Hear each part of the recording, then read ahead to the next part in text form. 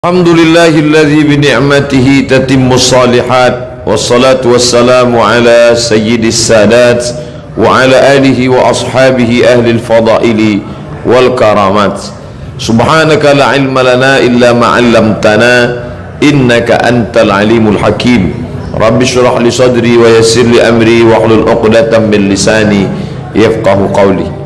Yang sama-sama kita hormati imam kita, kiai kita, khotib kita, tuan-tuan guru kita, hadirin hadirat yang dimuliakan Allah Subhanahu wa taala. Tak dapat saya sebut satu persatu, tapi semuanya yang berhadir ini insyaallah dimuliakan oleh Allah Subhanahu wa taala. Amin ya rabbal alamin. Nanti sampai masanya, kata Nabi sallallahu alaihi wasallam, sampai-sampai batu pun akan berkata, ya Abdallah, wahai hamba Allah, hadzal yahudi, ini di belakangku khalfi ada seorang Yahudi, uqtulhu, bunuhlah dia. Satu saja yang tidak mau menunjukkan tempat Yahudi, yaitu syajaratul gharqad, pohon gharqad, bentuknya seperti pohon pinus.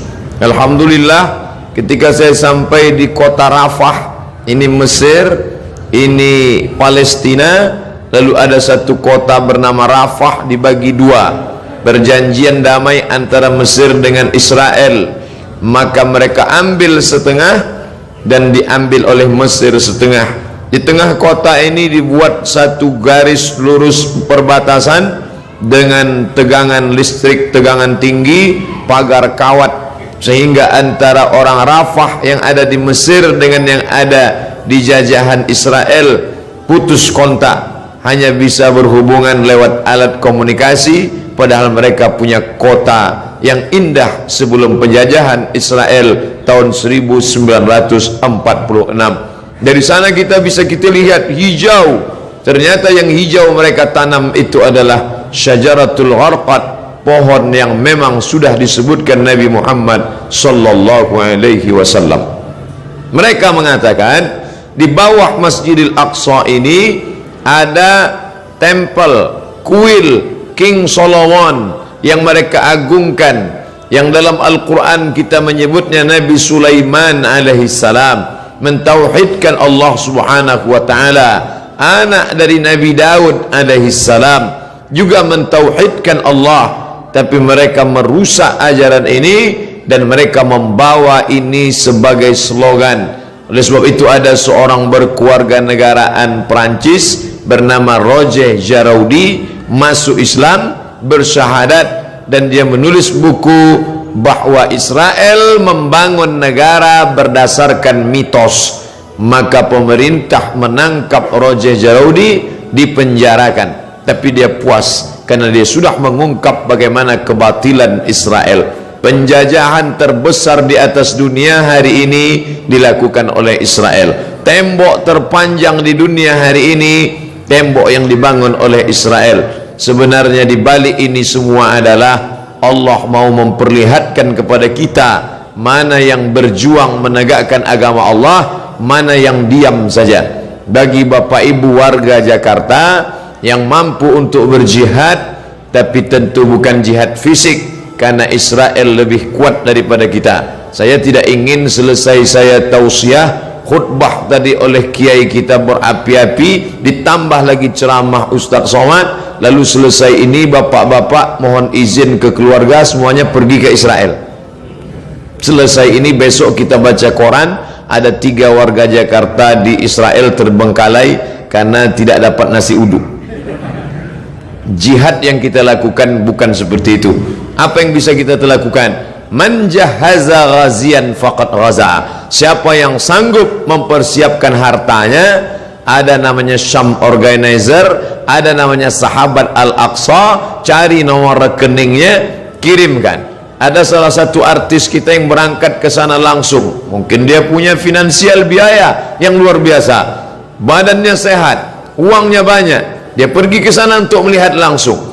Ada pula saudara kawan kita yang dengan hartanya, tolonglah, tapi andai tidak bisa, maka kiai kita melalui khutbah Jumat tadi mengajak kita berdoa, Allahumma ansur ikhwanana al-mujahidin al-mazlumina fi Palestin, tolong saudara kami yang Allah yang teraniaya di Palestina. Orang-orang yang sekuler, liberal, iseng-iseng mulai mengetes ustadz.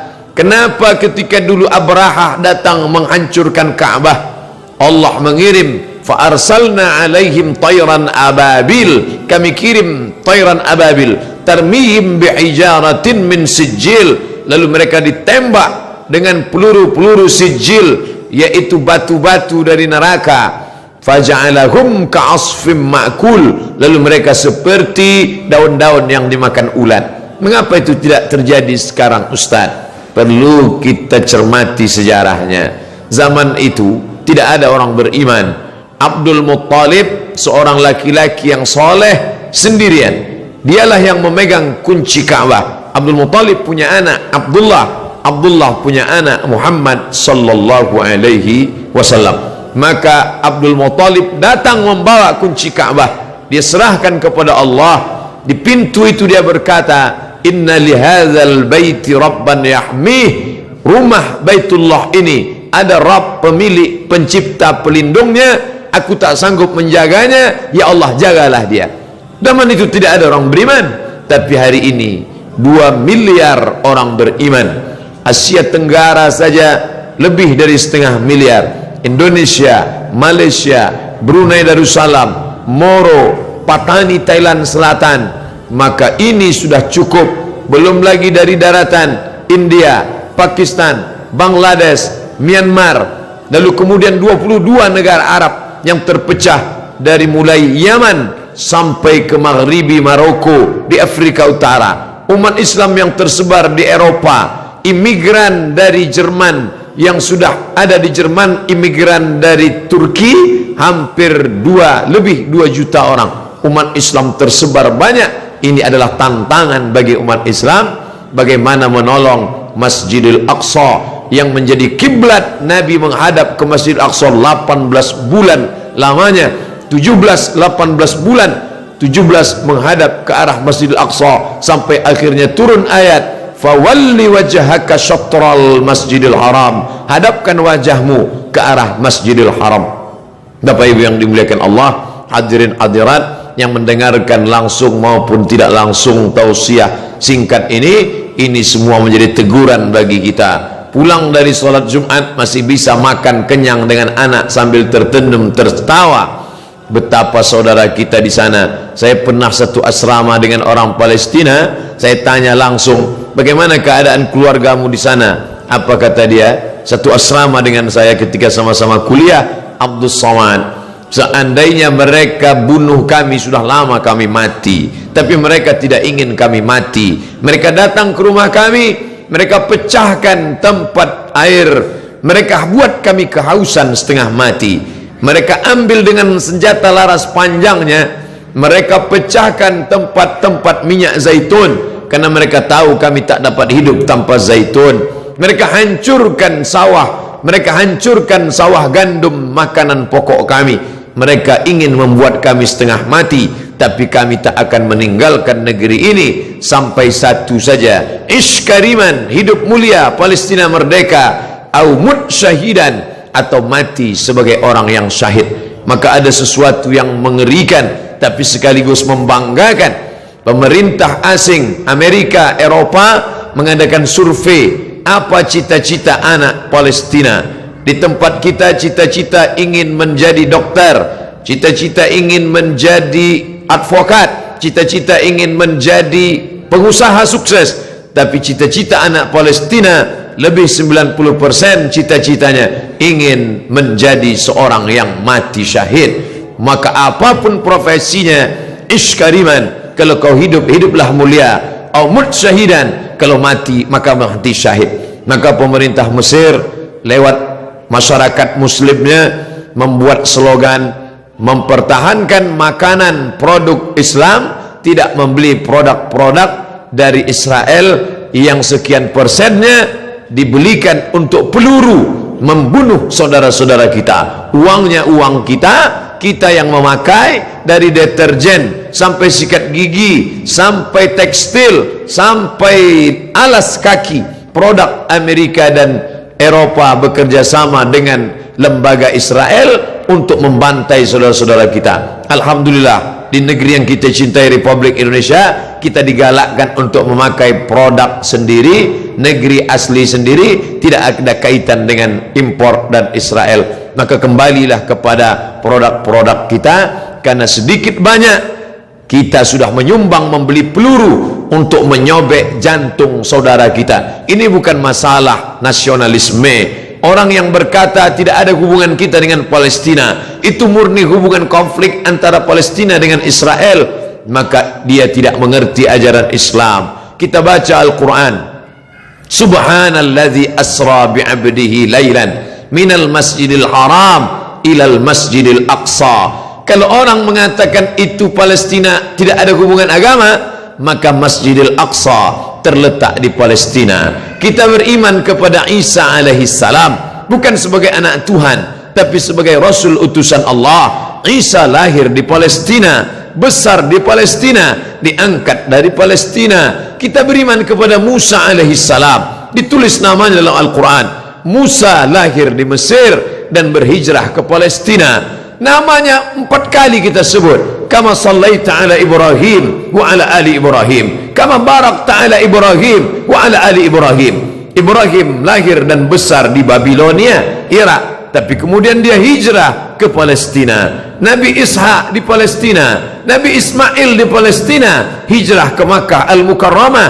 Nabi Musa hijrah ke Palestina, Nabi Isa lahir besar di Palestina, dan Muhammad sallallahu alaihi wasallam Isra Mi'raj ke Palestina, barulah naik ke Sidratul Muntaha. Maka hubungan kita bukan sebagai hubungan kemanusiaan, tapi hubungan yang lebih kuat. Asyhadu an la ilaha illallah wa asyhadu anna Muhammadan Rasulullah. Andai kau bukan seorang muslim, andai tak percaya kepada Muhammad untuk menyaksikan kebiadaban Israel, cukuplah sebagai manusia, tak perlu menjadi seorang muslim untuk kasihan kepada Palestina. Tidak perlu menjadi seorang mukmin untuk peduli kepada Palestina. Cukup menjadi manusia yang berakal sehat, maka sudah cukup untuk membela Palestina sebagai manusia. Oleh sebab itu sekarang bergejolak orang-orang Eropa yang tidak bertuhan, ateis, tak percaya kepada Tuhan, tapi tetap membawa bendera Palestina. Maka aneh bin ajaib kalau ada orang Islam yang setiap hari berkata asyhadu an la ilaha illallah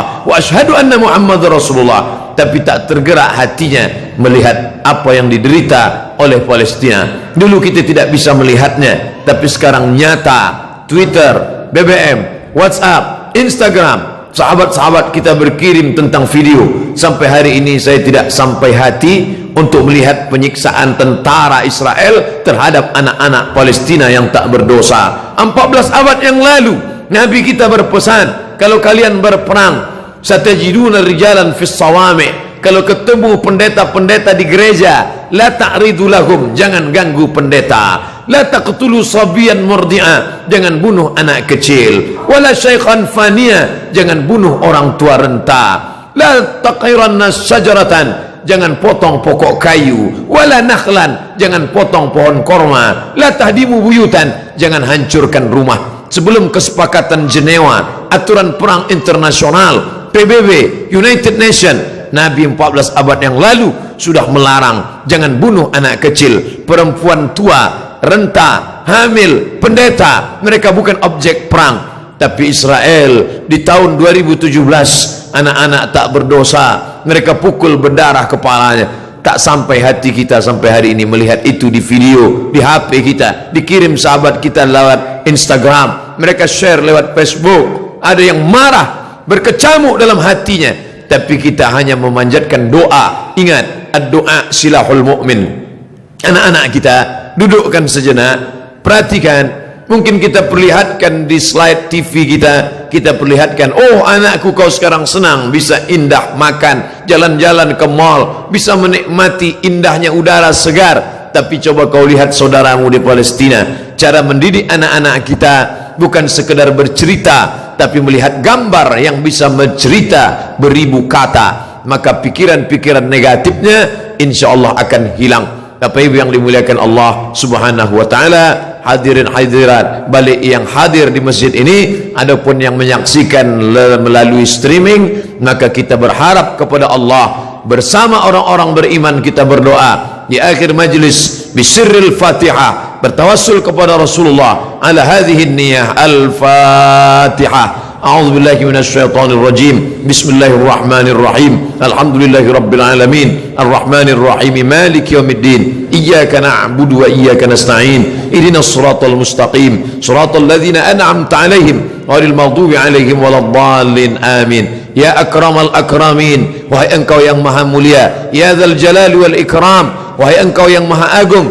Allahumma ansur ikhwanana al-mujahidin al-mazlumin fi Palestin. Tolong saudara-saudara kami yang sedang teraniaya di Palestina ya Allah. Allahumma dammir a'da'aka a'da'ad-din, hancurkan musuhmu, musuh kami dan musuh agamamu ya Allah. Allahumma syattit syamlahum, hancurkan barisan mereka. Wa farriq jam'ahum, cerai-beraikan barisan mereka. Waj'alhum fi nuhurihim, dekatkan mereka kepada kematian mereka. Allahumma anzilir ra'ba fi qulubihim, tanamkan rasa takut, rasa cemas, rasa ngeri ke dalam hati mereka. Wa anzilil malaikatal muqarrabin al-mudabbarin, turunkan malaikat-malaikat yang kau atur, ma'ajundin min junudika ya arhamar rahimin, bersama tentara-tentaramu di hadapan pasukan musuhmu ya Allah. Allahumma sabbit qulubana, kokohkan hati kami ala dinik, dalam agamamu, wa ala ta'atik, dalam ketaatan kepadamu. Allahumma inna na'udzubika min ilmin la yanfa', jauhkan kami dari ilmu yang tak bermanfaat. Wa min qalbin la yakhsha', dari hati yang tak khusyuk. Wa min nafsin la tashba', dari nafsu yang tak pernah kenyang. Wa min du'ain la yusma', dari doa yang tak dikabulkan. Allahumma ansur ikhwanana al-mujahidin fi kulli makan, tolong saudara kami yang teraniaya, yang berjuang, mereka dibakar, mereka dibunuh, mereka diusir, bukan karena harta, tapi karena lidah mereka berkata la ilaha illallah wa ashhadu anna muhammadan rasulullah. Allahumma ja'al abna'ana wa banatina min huffazil Quran, jadikan anak-anak kami para penghafal Quran. Waj'alhu lana imaman wa nuran wa hudan wa rahmah, jadikan Quran sebagai cahaya penerang saat gelap gulita, sebagai hidayah bagi kami ya Allah. Allahumma hadi qaumana fa innahum la ya'lamun, saudara-saudara kami, sahabat-sahabat kami yang belum peduli, beri mereka hidayah, mereka berbuat buruk karena mereka tidak tahu ya Allah. Rabbana atina fid dunya hasanah wa fil akhirati hasanah wa qina adzabannar. Wa sallallahu ala sayyidina wa maulana Muhammad wa ala alihi wa sahbihi wasallam, walhamdulillahi rabbil alamin. Terima kasih perhatian Bapak Ibu hadirin hadirat. Aqulu qawli hadza astaghfirullah li wa lakum. Mohon maaf atas segala kekhilafan. Wassalamualaikum warahmatullahi wabarakatuh.